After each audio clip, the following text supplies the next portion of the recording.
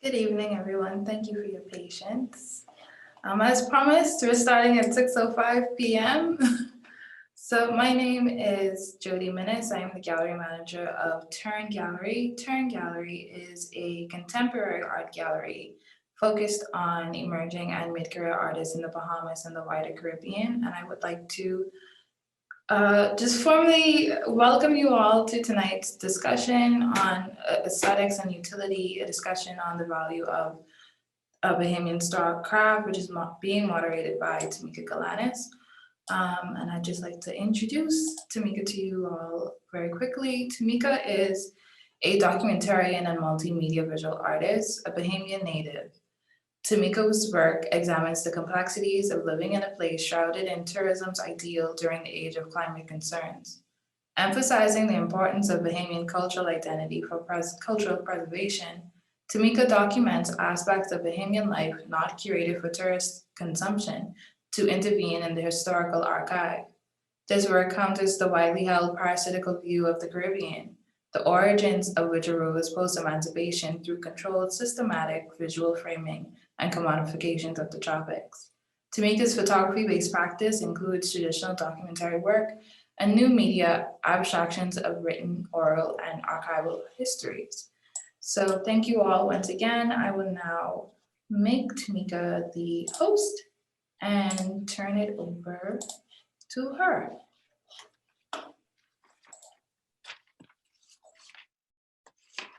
Good evening, everybody. Let's see if the moderator could figure out the technology now. Okay, there we go.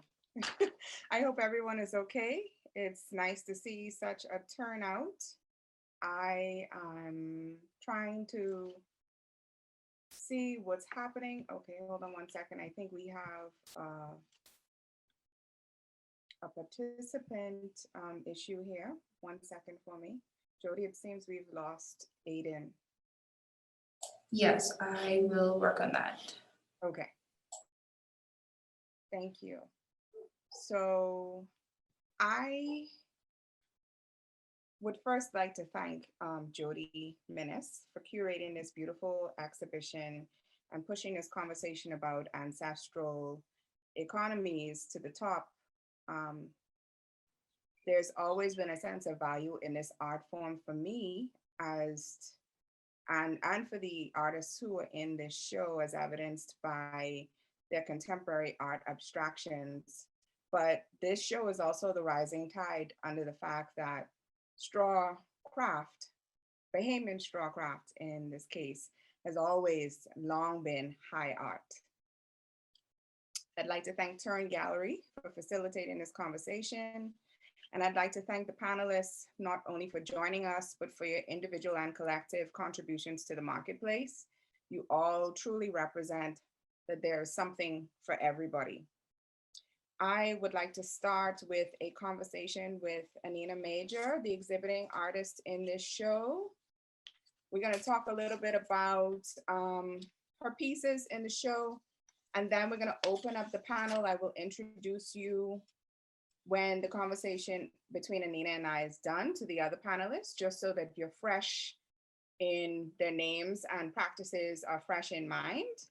And I'll have a few more questions for them and their contributions to the Bahamian straw craft marketplace, okay? I'm gonna go ahead and start with Anina's bio to give you an idea of what her practice is about. Anina Major is a visual artist from the Bahamas whose work investigates the relationships between self and place as a way of cultivating moments of reflection and a sense of belonging. Anthropological research and oral histories play fundamental roles in her practice as she engages in methods that challenge post-colonial ideology. Major studied at the College of the Bahamas before earning her Bachelor of Science. Her bachelor's in graphic design from Drexel University and her MFA from the Rhode Island School of Design. She is the recipient of numerous awards and residencies, including the St. Bottleoff. Yep, that's Correct right. me. That's right. That's right? Okay, the St. Bottleoff Club Foundation Emerging Artists Award for Sculpture, Mass Mocha Studio Artist Program, and Provincetown Fine Arts Work Center Fellowship. Her work has been exhibited in the Bahamas, across the United States, and in Europe. Anina. Hello. You are a ceramicist who is doing the impossible. You're doing things that, to the layman's eye, seem impossible. The works that you have in the show right now are your straw dolls, represented in stoneware and porcelain. And then we have the porcelain rice pots. I'm gonna see if I can share my screen here and bring those images up.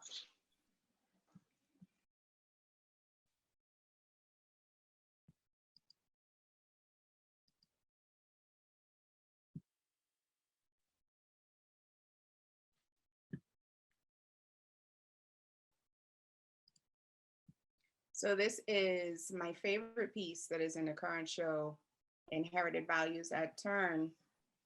Ponder.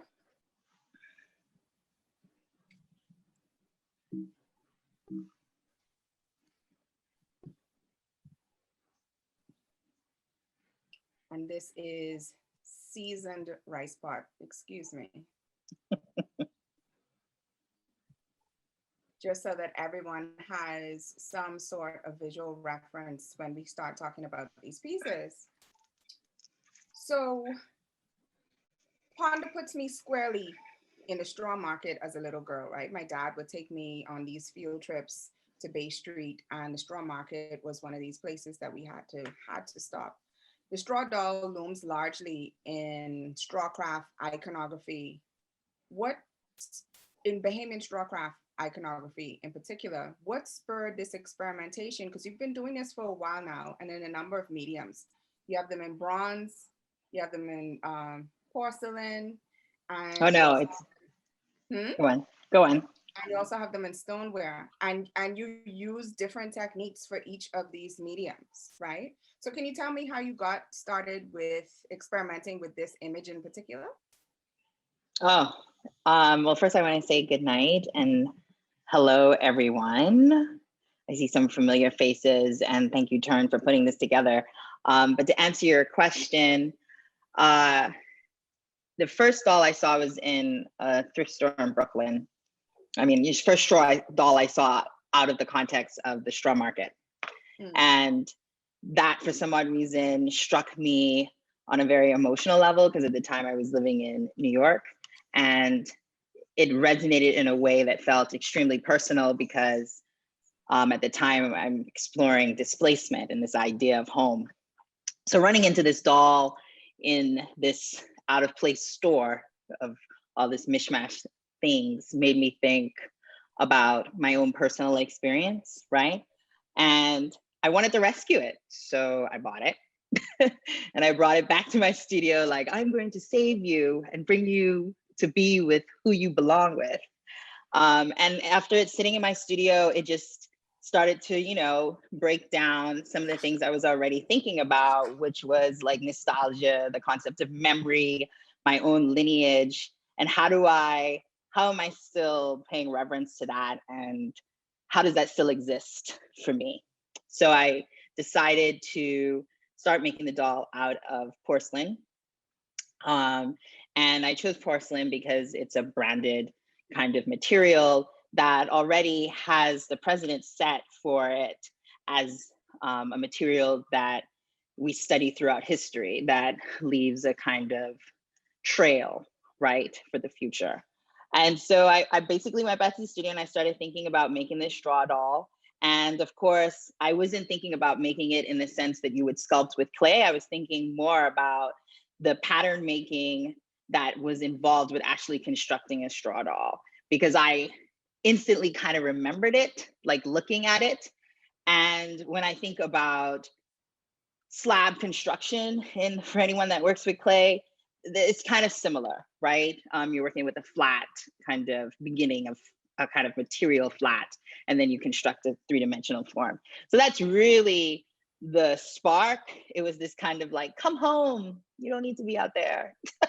I will rescue you kind of initiative that happened. And from there, it's just been a series of questions that have led me to basically all of the work that I have in the show and everything that I do.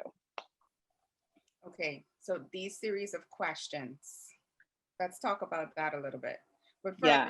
I want to circle back to pattern making for just a quick second. So on the ones that are made of stone, you're very persistent in this pattern, right? Like we look at it and we automatically know that's flat. Yeah. Right? You talk about place and you talk about finding this doll that needed some sort of grounding to be brought back. Yeah. And it appears over and over again, whether through striations in the pots, in the actual weaving and plaiting of the materials. I would like us to talk a little bit about a conversation we had about what role this actual act of weaving this material plays in this work in grounding place. Right, right. So I think when we think about place, sometimes we think about it just as a physical geographic location. And I realized kind of early that, I mean, midway through, I mean, once you've been living somewhere for 10 years, like you start to really be confused about what home is, right? So I started really thinking about, well, how do I maintain these connections and through which ways can I do that? And I feel like plaiting is a practice, an actual act that I'm engaging with that keeps me connected to who I am and where I'm from and those who came before me and those who are still practicing this. So when I think about, you know, that act, it's the act and the performance of it that I'm thinking about and how that leads to a kind of intangible connection to a history and a lineage that in some ways is a language of its own, you know? Yes. So we're going to get to that lineage in just a second, because one of the through lines for everybody on this panel is that they have been raised with some master straw craft person and have almost just subconsciously taken in this craft and elevated in some way. I'm going to call you a master, right? I'm going to call you. I'll take it. I'm assigning that value to you and to your work because of the story that you shared with me. But let's talk about place a little bit more, okay? When we look at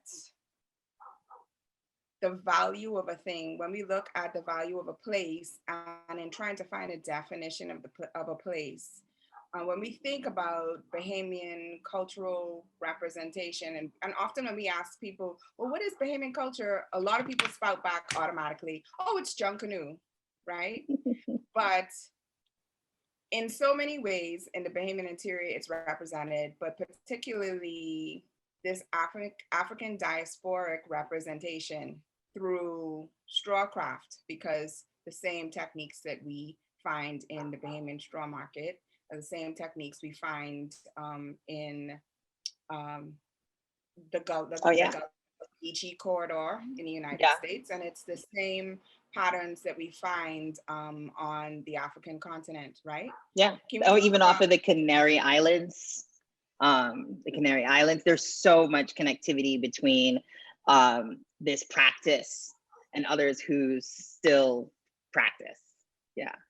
Yes. So in terms of talking about displacement and finding this doll and feeling this connection to her, you being a Bahamian working in the diaspora, whose practice is firmly rooted in an African diasporic tradition, can we talk about can we talk about, you have a quote about the salience and tangible evidence that this practice has and its implications in this culture. Can you talk a little bit about that for me? Yeah, because I mean, I'm also a big fan of history. And I think when it comes to, well, at least my Bahamian education on history wise, we talk about a certain set of things, right? We talk about the Arawak Indians, and then we go into Christopher Columbus, and then we go into this kind of post-emancipation part, slavery, etc. But I don't think we talk about enough the things that were left behind from those various eras and how they manifest today, right? And I think that the fact that a woman in Ghana could be still weaving, could be still plaiting the same way that I'm plaiting or that my grandmother plaid, there is some kind of connectivity there, right? Like I might not be able to literally trace back necessarily, but I think that just in the act itself of these two people engaging in this way and plaiting, and they may not even call it plaiting, they might call it weaving or whatever. But the fact that these objects, once they're done, if you put them next to each other, they're not really that different. There's this kind of like kindred connection between the two.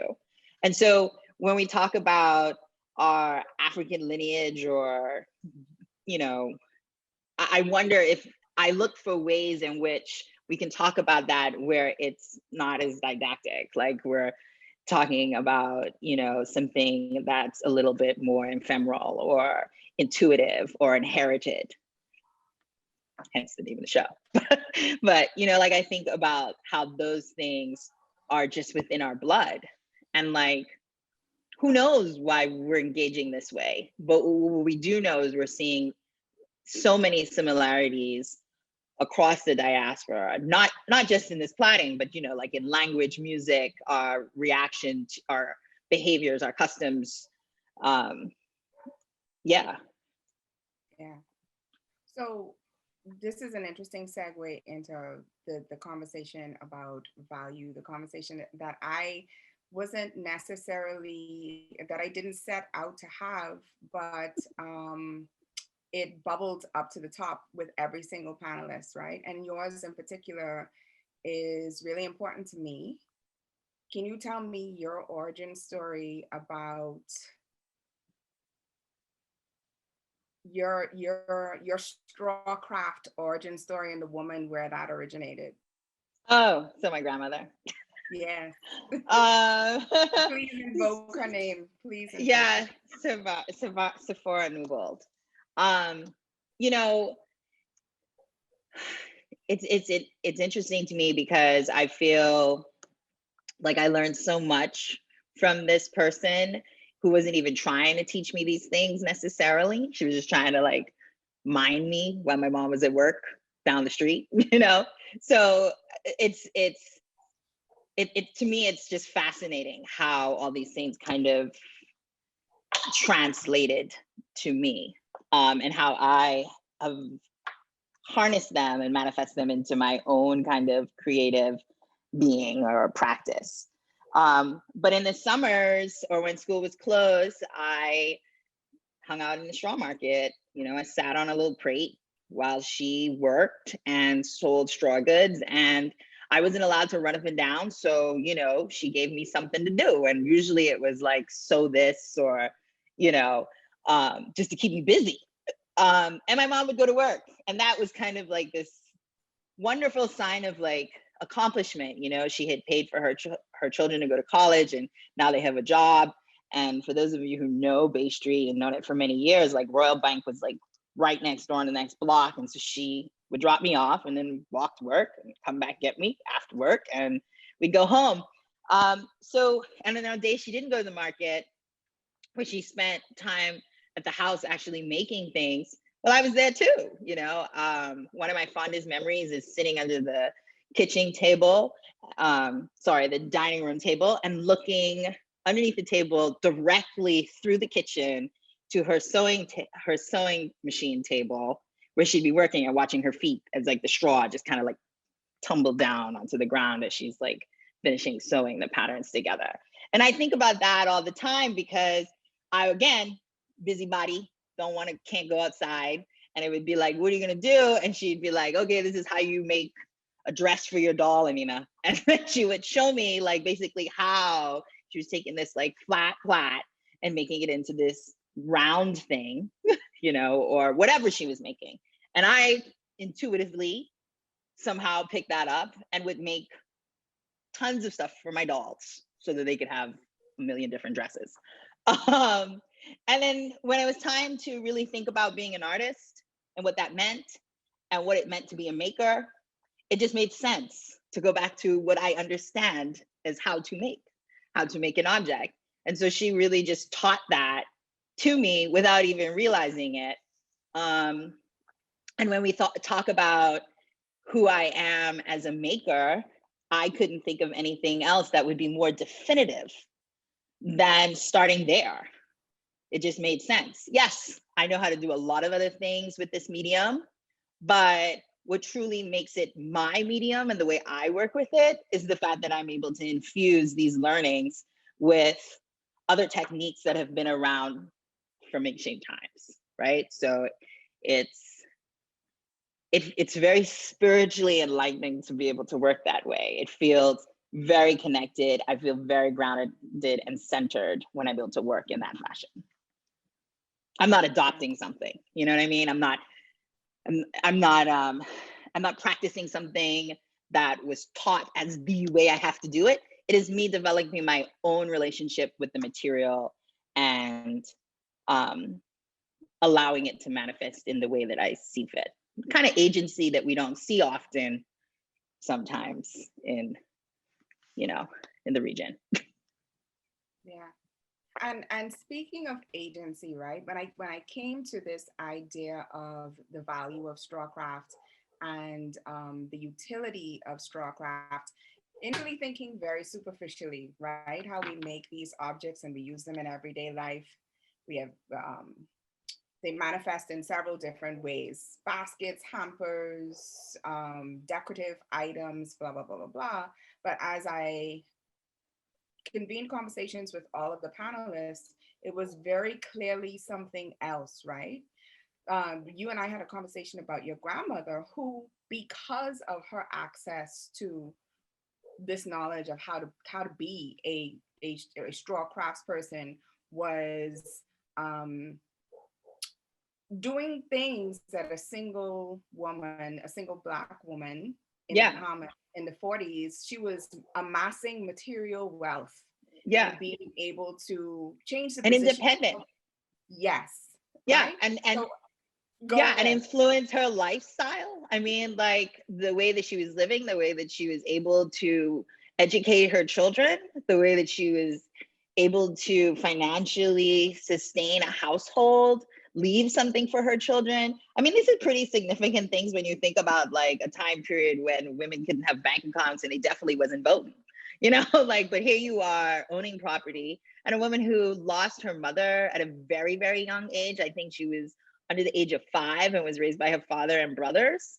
It's unheard of. It's unheard of to have that kind of agency. I keep thinking like she was some kind of miracle worker, because I'm just like, you know, but this all came from this independence, this agency that she got from something that, oh, I can't speak about how beautiful it is, because you're talking about a material that is natural. It comes from the earth. All it requires is what nature provides and some tending to then harvest it in a way that it can be utilized to create anything, pretty much anything that would aid in the use of someone's everyday life. I mean, it's really poetic. Like you think about it, it's really poetic. It's almost as poetic as like thinking about the origins of clay. So I think about that, and then I think about what it must have taken to get to a place like that, to afford her children to not have to learn how to do it, to then teach it to me in a leisurely way Like, that's like the ultimate luxury and privilege. I mean, come on. Like, and so I'm like, how do I not take that for granted? How do I infuse that value into this practice? Because to me, that's invaluable. The resourcefulness of that, you can't teach that. I feel like you just have to live it, And so, yeah, I'm every time I think about it, and I think about the power it has to change, to evolve, to advance us as a people and our culture. To me, it's just a no-brainer if we just open up those parameters thought-wise. I'm getting a nudge here that we're just about, but I want you to talk about something, because you said something about poetry just now. Yeah. Something natural that is naturally occurring, and it just needs a little tending to. Yeah. Can we talk about, going back to materiality and your practice, can we talk about your idea of the kiln as incubator? Yeah. So I kind of think of the kiln as this incubator, right? This place that's under extreme conditions produces this object that is strong. And I talk about that because, the most brittle part and most fragile part of my piece is right before I put it in the kiln. And in the kiln, for those who don't know, we rise to temperatures as high as 2,200 degrees. And nothing can survive that. Absolutely nothing survives it. Nothing doesn't change. But there is a tremendous amount of loss that happens in the kiln. Loss of air, water, life, carbon. And what the result is this stronger than it went in, for sure, object that can withstand pretty much all the elements. The only thing it can't withstand is if you put force or impact on it. But even then, you're putting it into shards and it will never disintegrate. And so there's this idea of something becoming even stronger from great loss, right? And I think that's also very poetic, and another reason why I keep using the material, because I can put all these things into that space, all these things metaphorically into that space. So you see me incorporating like seashells that I found at home, resting it in beds of sand that I have at home, glass, anything, into this incubator and allowing it to be a part of the life story of the work. So yeah, I think about it as a powerful space that unfortunately we can't all witness, but we know something happening, because when it comes out, it is not the same as when we put it in. And I think that is, again, just another great analogy and metaphor for just life and the things that we across the African diaspora have overcome. I mean, we have subjected to so much, yet we somehow seem to come out stronger because of it. And we can interpret strong in many different ways, but there is definitely a transformation that happens from our everyday experiences. And that's everyone. We're talking about the African diaspora specifically, and we think that only means Black people, but that also means everyone, right? Yes. Like there is trauma across the board there. So I just wanted to make that clear, that we're not just kind of not focusing on it across the board. Yeah, that's my thoughts about the kiln. Awesome. Well, Anina, thank you. I'm going to invite you back into the conversation during our Q&A. Thanks for telling us more about your practice, materiality, and your personal influences. And we look to see more representations of this constant conversation that you are having with your grandmother in this language that she has gifted you. Thank you. The future. Okay. Thanks, I'd like guys. to introduce the other members of the panel. Carolyn Wright, Nee Lightburn, born 1956, Nassau, Bahamas, is a second-generation straw vendor and craftswoman known for retail and wholesale straw crafts. As the last of 9 children to Ishmael and Merlene Lightburn, she is one of 3 daughters operating straw businesses. Though Wright trained and practiced as a registered nurse at the Princess Margaret Hospital, she quickly realized her passion lay with the straw craft industry and chose to refocus her occupational goals on expanding and perfecting her craft. She's made sure to encourage her creativity and crafts to her 3 daughters and has made her contractor husband, Aidan Wright, her personal draftsman. David Rolle is a Bahamian artist with a current focus in fashion design. In fall of 2010, Rolle debuted his label, Raffalita. In 2015, he began work as the creative director for Harl Taylor Bag. He has since taken both companies to international trade shows and fashion weeks around the world. In 2020, Rolle became the operations manager for Harl Taylor Bag. He is currently set to release his first official collection in this new capacity. Aidan Barrow is the creative director of House of Assembly. She draws from her childhood to extract the mesmerizing beauty of the Bahamas as inspiration for her luxury resort wear label. Certified by the Bahamas Agricultural Industrial Corporation in the field of straw craft in 2012, Aidan furthered her love of native materials and straw products by receiving a Master's of Fine Arts from the Savannah College of Art and Design in Accessory Design. Welcome, everybody. So I had conversations with each of you, and you all have this through line, again, sharing with Anina, this a lineage story for Bahamian straw craft. Can I get you guys to tell us a little bit about how you got started? David, you want to begin for me? Sure. Good evening again, everybody. I'm super excited to be here. So very similar to Anina, I think, if I'm not mistaken. My great-grandmother, who was a straw vendor, who just happened to be the person I named my personal label after, Raffalita. Raffalita Pinder was her name. She was a straw vendor and she was my caretaker. She would take care of me when my mother was at work. And it started, I recall vividly the day she first gave me some straw plait and what I knew then to be a horse needle, a big needle that they use for raffia embroidery. And she said, just play with that, occupy yourself. And I made a little basket and I was no more than maybe about 8. And she was blown away by what I could accomplish without any instruction or I would say formal training, but just by watching her every day. And that was my introduction to straw.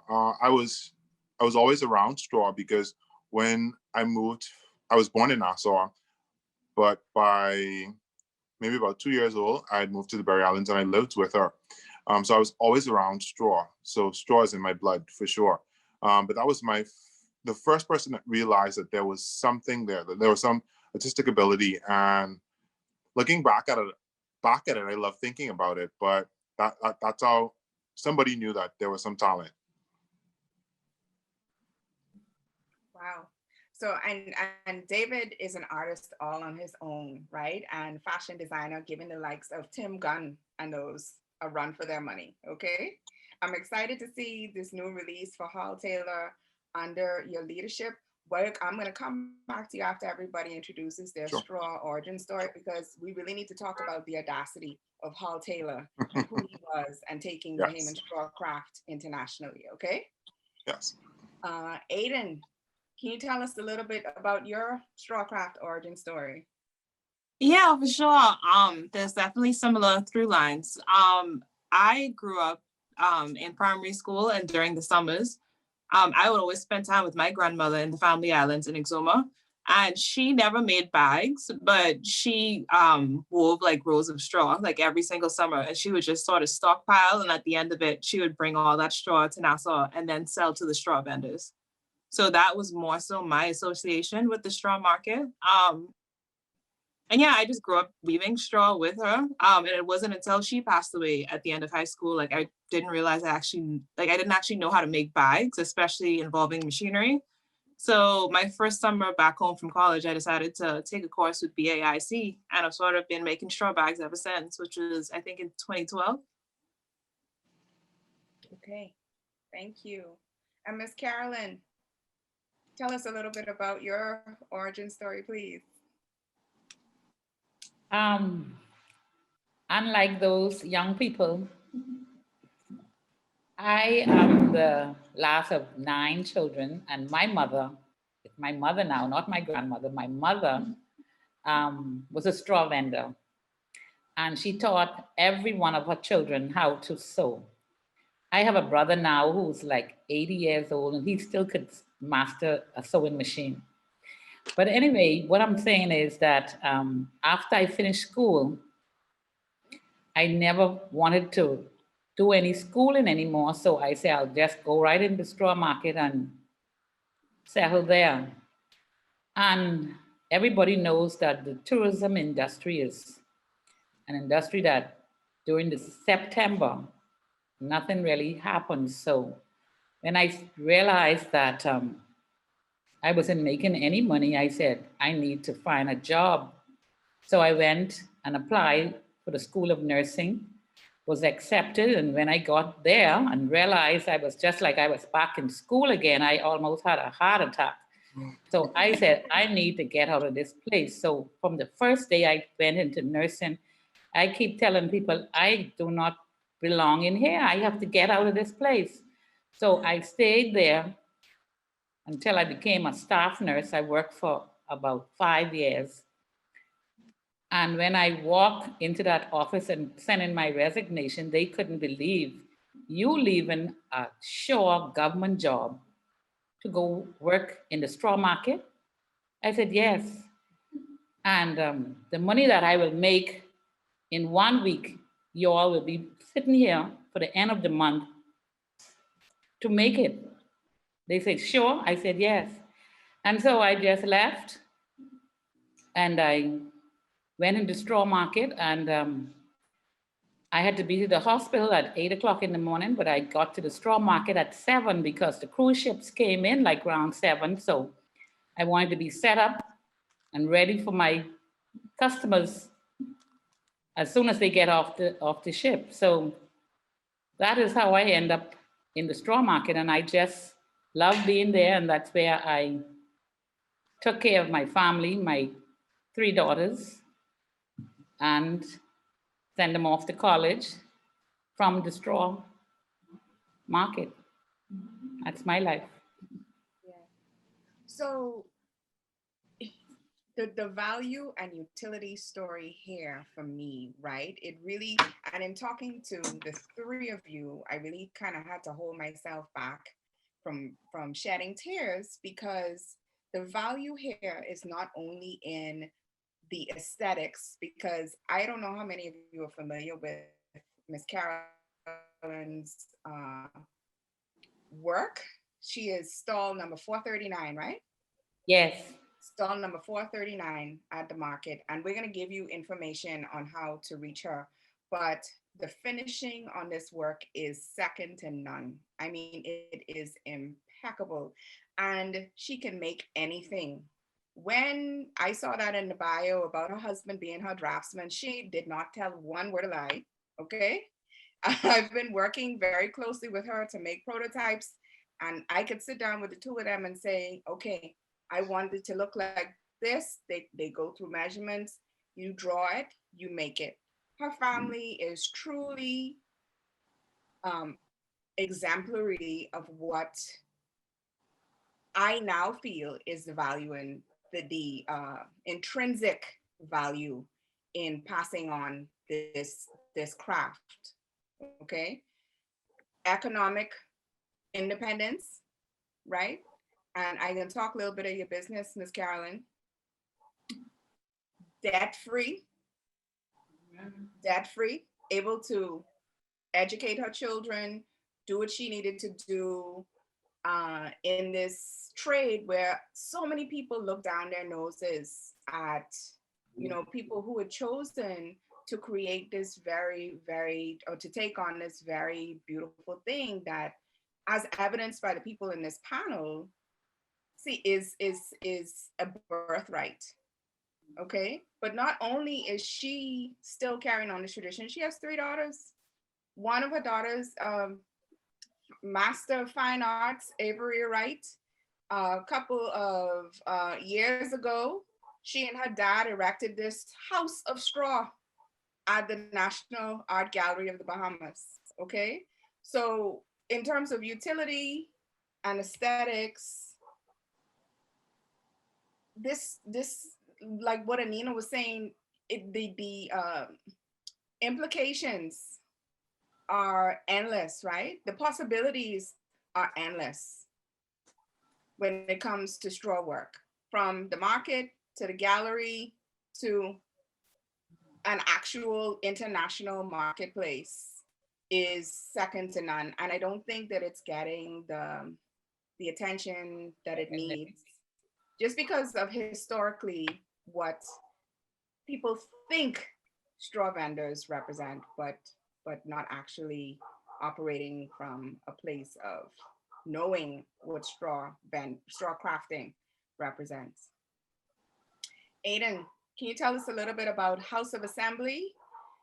I really enjoy the videos on your social media platforms where you're actually dyeing and working this raw straw into bags. Can you tell us a little bit about the pairing of 2 things that are immediately recognizable, this batik fabric and straw that come together to make House of Assembly products?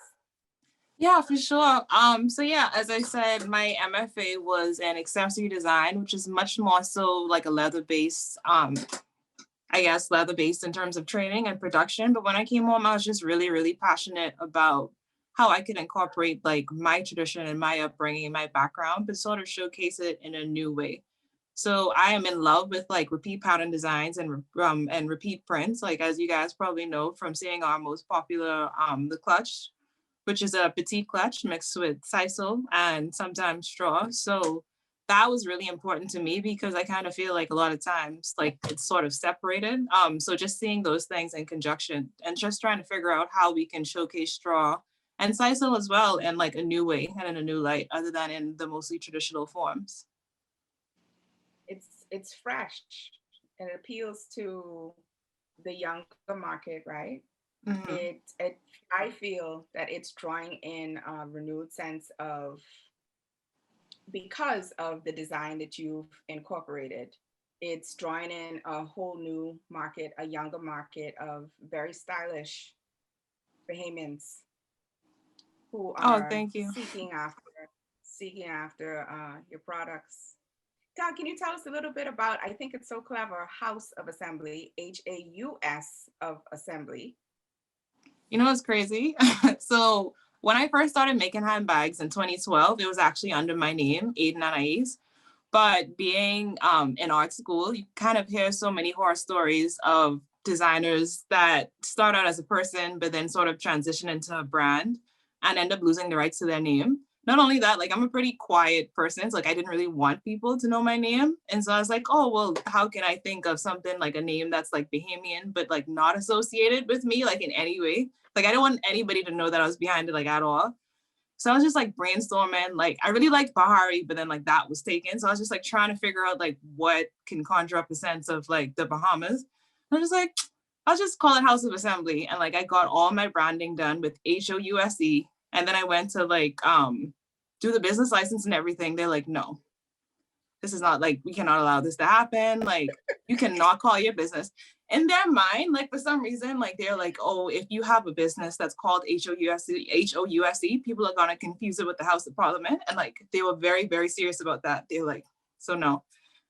And so like I already had all this branding done and I was talking to my graphic designer and he's just like, oh, just like switch it to HAUS. I was just like, no, that's stupid. And he's like, no, it's fine. Like just switch the spelling. It's like, okay. And like, that's how I ended up with that. But yeah, I wish it was like more inspirational, but that's like the short answer. Yeah. I love it. No, very, very clever. David, Hey there. so we had this conversation about you becoming the steward of Hall Taylor Bag and this legacy of Hall Taylor and Hall Taylor designs in the Bahamas, which I think is happened quite supernaturally. I think so as well. That you would be, you know, in a craft where, in a craft that is typically dominated in terms, when we think of a gender binary in the Bahamas, we think about straw, we automatically think about women craftspeople, right? And we have this example of, in Hall Taylor, of this guy from Oaksfield who goes on to have this career with, I know we talked about this, help me out. Givenchy. Givenchy. Am I saying it properly? Yes. All right. And he goes on to be a designer for Neiman Marcus. Neiman Marcus. Right? And he is, he could have done anything.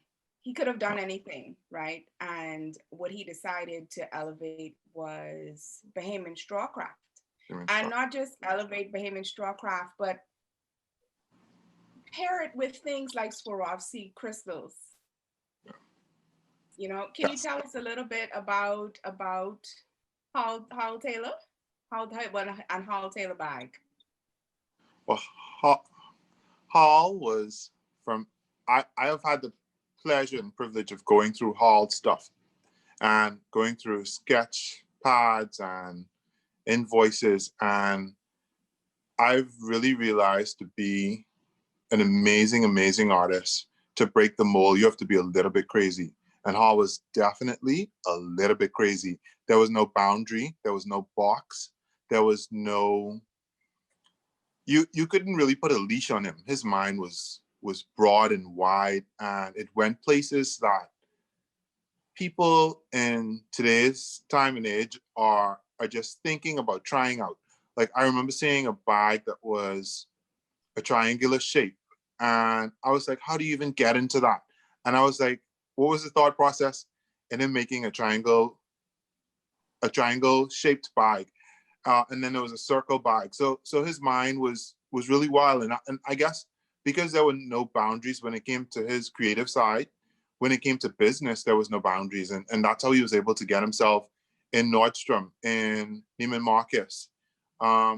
So I think he really did everything that he could do to really take straw to a luxury level and to the next level, a new level. And it excites me just thinking about it. So I'm so super excited that now I get to even take it further and to grow on all of his success and on his audacity. Yes, the audaciousness, right? Yeah. So I did say that everybody that's on this panel kind of represents a spectrum of accessibility, right? But when we think about Hall Taylor and we think about what's within reach, you know, the audacity of this guy who came from Oaksfield, this young Bahamian boy who said, yes, I'm going to assign this a $6,000 value. Yes. This is what is available to you, but I am going to tell you, you will exchange $6,000 with me for this thing that I learned, you know, in my little island in the sun. Yes. And people from around the world paid for it. They saw the zeros and they didn't have a problem, because what he paid attention to was detail, was the quality of that bag, and then the elements that he would mix with straw. So straw, which is a natural element, and then he would use semi-precious stones and just cover a bag in stones. I have some of the stuff that I could show you. I know sharing screen may have been a better idea, but the audacity. And is that wood carving? It's wood. So our go-to is actually Bahamian mahogany, which is sourced earth consciously. That's an example of Bahamian mahogany, which is so beautiful. Yeah. But yeah, he was able to get the most beautiful elements and even the most beautiful straw. I have a piece of straw that we still use that he loved, and currently I pay $100 for 1 yard of this straw. I don't know if you can see it well, but it's so beautiful. What pattern is that? So the braider that I use, she calls this Around the World, and she's 92. And she's the only one that I know there's another name as well, but she's the only one that I have access to that makes this. But okay. I absolutely love it. And I use it in 10 yards in a bag easily. Wow. Wow. So we didn't get to talk about, I see now I've pretty much run out of time. We didn't get to talk about the expanse of the differences in designs and plats, and the fact that there are so many people like your source who are in their 90s and who are still going strong and making these things available, right? I squarely focused my interest on straw when I spent a year in Cat Island between 2018 and 2019, and had the chance to see firsthand what the process was, from harvesting it in the field, from stripping it, from drying it, to plaiting it, to sending it on its way back and forth by mailboat, to then get into the hands of artisans who would then shape it into something that we would buy in the marketplace. And it absolutely shifted the way that I value the natural resource, the talent, the logistics, everything associated with making these products available to us here in the capital and throughout the world. So I want to thank everybody for participating on the panel. I'm going to go ahead and open up for Q&A. And if you have questions that you'd like answered, please send them to us in the chat and we'll pass them on for you.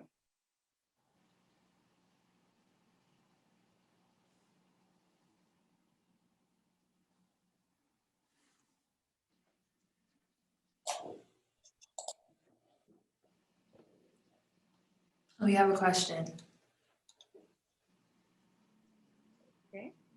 In terms of supply, are there younger Bahamians in the islands continuing plat? This is from Tammy.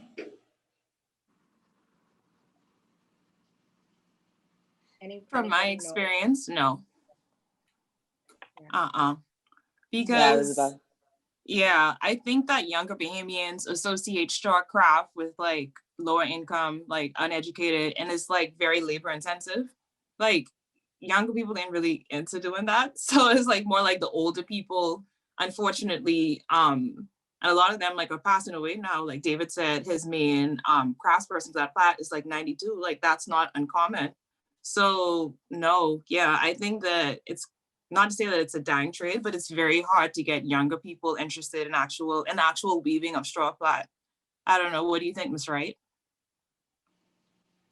I feel like there is no young people there, and the plaiting has to start very young. Like just how Anina said that she was with her grandmother and sitting there learn when you're very young. Plaiting is something that the art of plaiting is, those old people can plait without even looking. You understand? So that's something has to start at very young. So probably they need to put it into school. Yeah, I was just about to say that. Like I asked, in my research, when I go back, I always ask, like, will you teach your children this? And people will say no.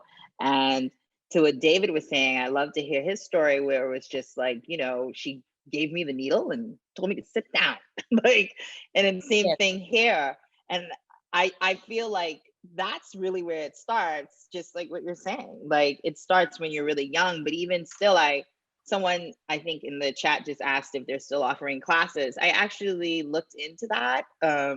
Was it BTC? What is the college, the technical college? Yeah. Yeah. I see. So I was going to enroll in one of those just like for the fun of it. And literally they told me that if they don't have enough attendance, they won't run the class. And they haven't been running them because they haven't had enough attendance. So there's so much, I think if there was to be a resurgence, there's so much we have to do. I have, Yeah. sorry to input, I just have one input. The class at BTVI was coordinated between Creative Nassau, that's headed by Pam Burnside. It was offered last year or the year before on plaiting and making bags and such. And I tried to find out if it was this year as well, and I didn't find the information. But I will also say that there is a program in South Andres called the South Andres Manufacturing Association, and what they do is they teach young kids how to plait, make these bags and other like craft and artisan aspects. So maybe not in New Providence, the trade may not be alive, but I know in South Andres in particular, from what I've seen with my own two eyes, there are some kids learning about the manufacturing and harvesting of plait and all of that good stuff. So we have another question from Natalie. What has been the most challenging part of working in the straw craft industry? Example, access to financing, marketing and PR, selling platforms, etc. I mean, at least for me, I think one of the hardest aspects is like having to justify your prices and like not being haggled with. I don't know if anybody else like has had experience with that.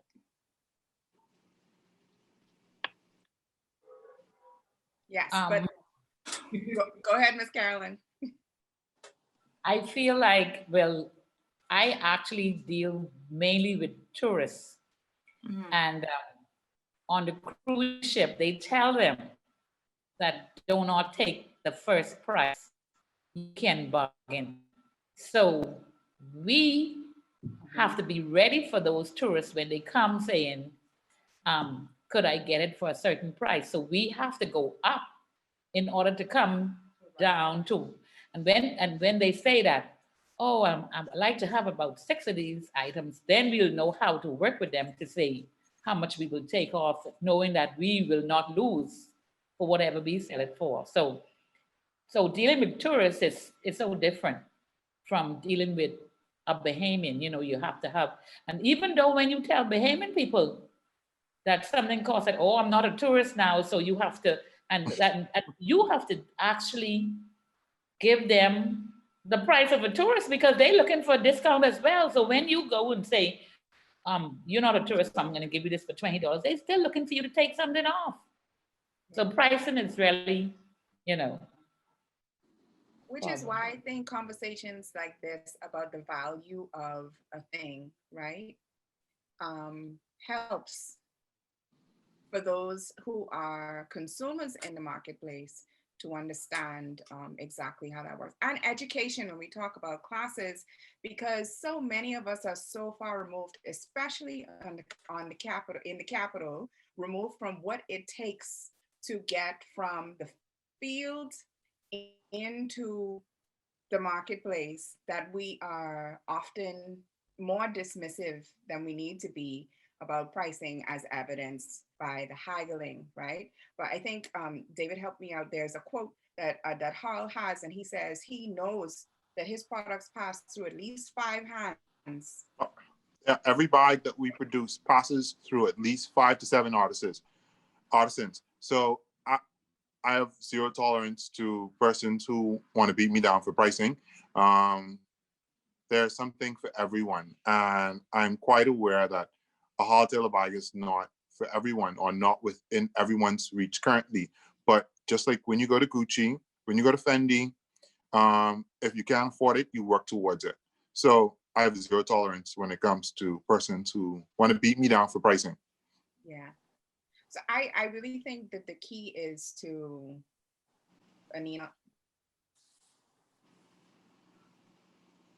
Would you say my name, Paul?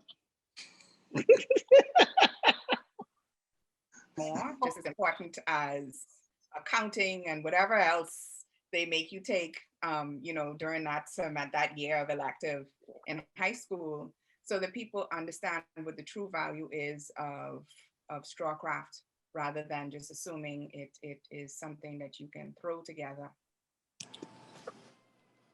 Do we have any more questions, Jody? Sorry, there's one more from Tammy. She asks, can you speak to the creative process and how you feel about experimenting and prototyping with plot? It seems too precious to waste an inch. And I will also note that we have about 5 minutes left in this particular section. So, yeah. Can I say one thing to that question about the preciousness? It is precious, but it's bountiful, right? Like we have tons of land. Just putting it out there. Which I'm going to put that in the parking lot after you guys talk about that. Aidan, there's something that we talked about in the quality of straw that's available here in this country. We're going to come back to that once this question is answered.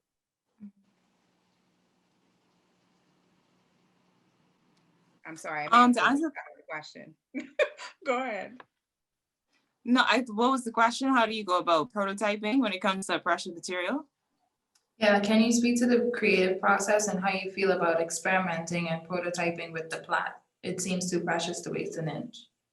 I mean, I think Anina gave a pretty good answer. Like, yeah, it is precious, but it's also like bountiful. Also, there's different like grades of plot.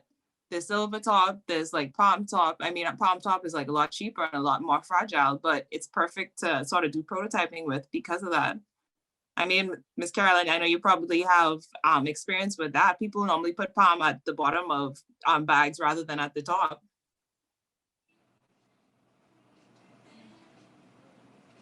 I think a mic is off.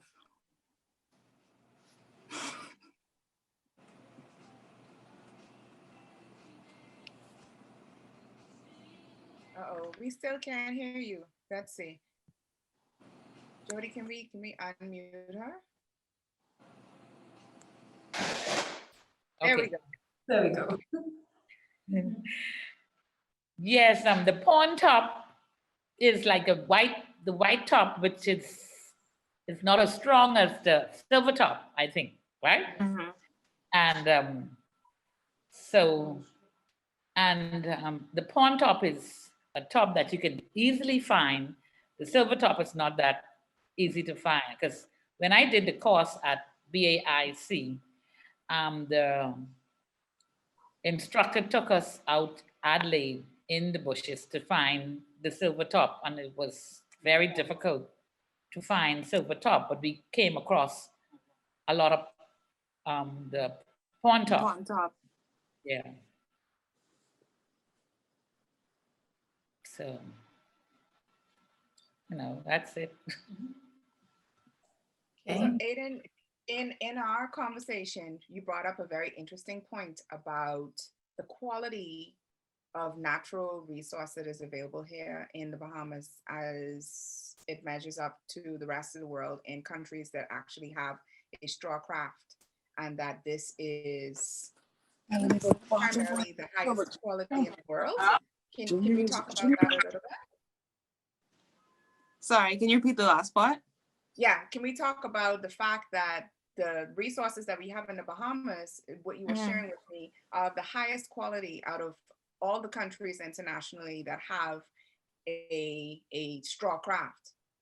Yeah, so when I did my thesis on native dress forms in the Caribbean, especially in the Bahamas, and also like handicrafts as well that are native to the region.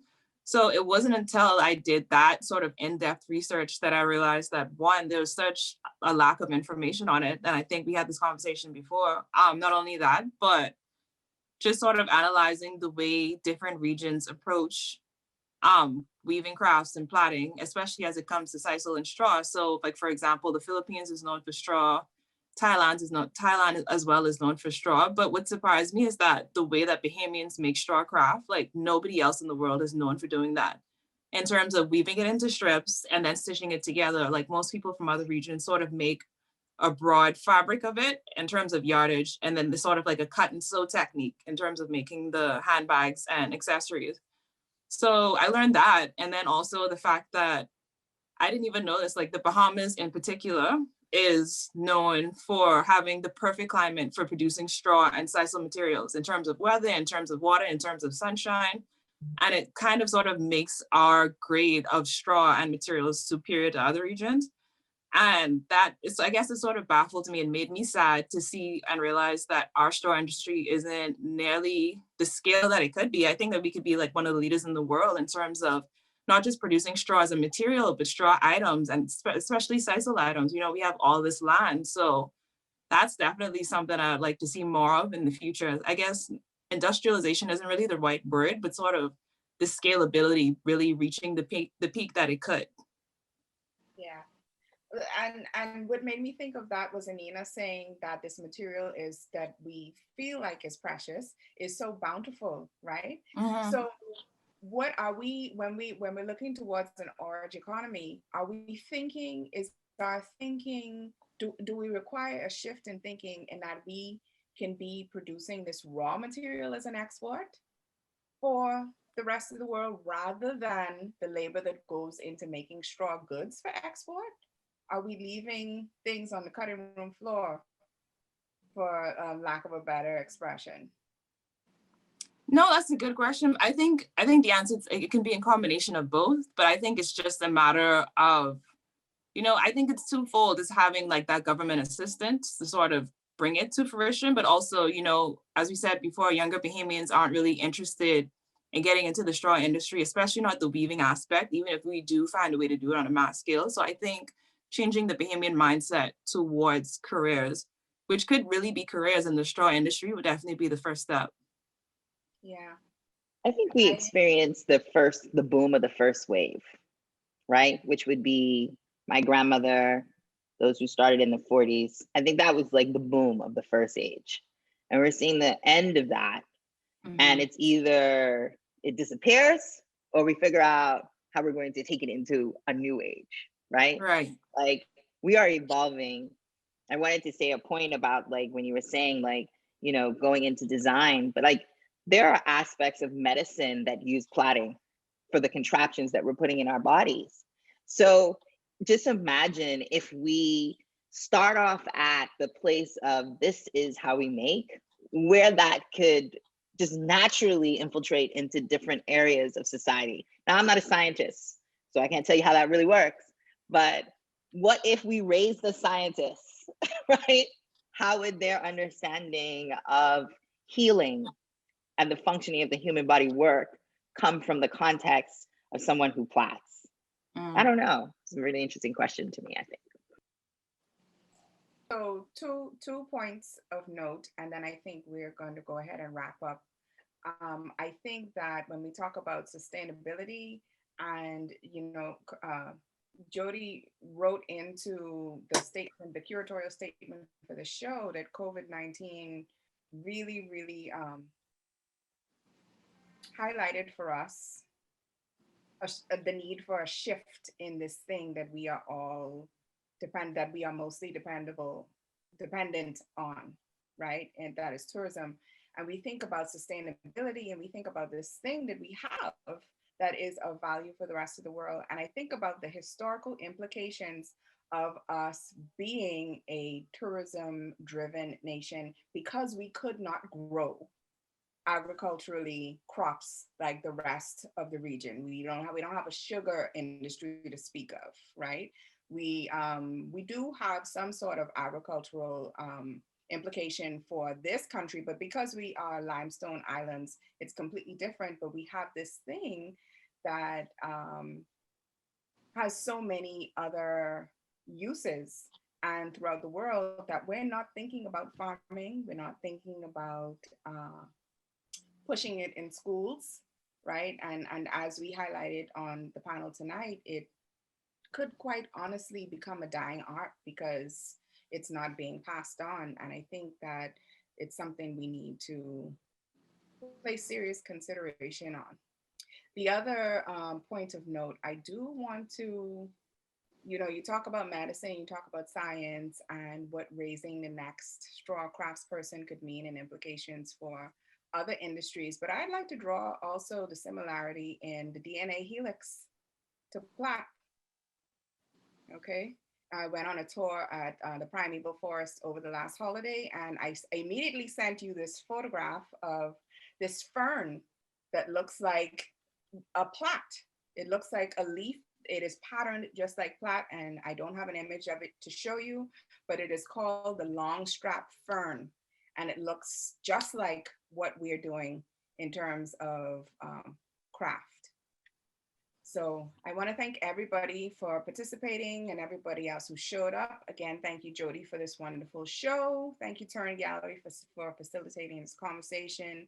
Thank you, Anina, for being the super artist that you are and continuing to inspire us through your practice, which is grounded in Bahamian straw craft. And thank you, Ms. Carolyn, Aidan, David, for what you all are doing individually and collectively in the marketplace.